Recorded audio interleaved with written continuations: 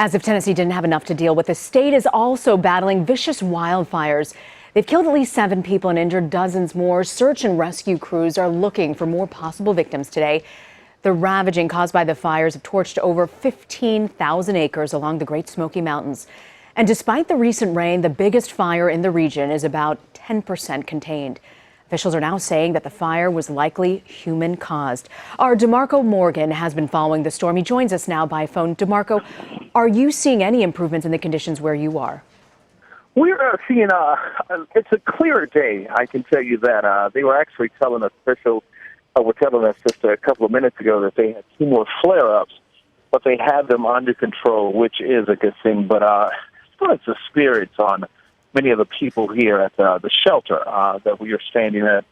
They're okay. They're a little happy that clearly it's not raining, so they're trying to make their way to some of the affected areas, but they still have it blocked off. They're going by zones. Officials are going by zones in the area of Gatlinburg and parts of Pigeon Forge. So most of those areas, they have restricted it heavily to even the media now, because they're in a search and recovery point now, not search and rescue. They're clearly hoping to find someone, if there is someone indeed still alive, but they're calling it a search and recovery effort with at least 70 people reported missing. Now, I want to just, warn our viewers and give our viewers some type of hope that that number could also mean that some people may have went off with relatives or, went out of town and was able to get away and just haven't sort of checked in with some other people. And that also could also mean that, there are those who weren't so lucky to make it out alive. But I also asked about the downtown area of Gatlin, because I know that was a big concern when we saw the pictures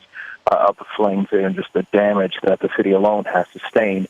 One of the officials here said the main drag, the main street of downtown Gatlin is intact. I mean, you have a lot of buildings that have smoke damage, of course, but it hasn't been wiped away just clean.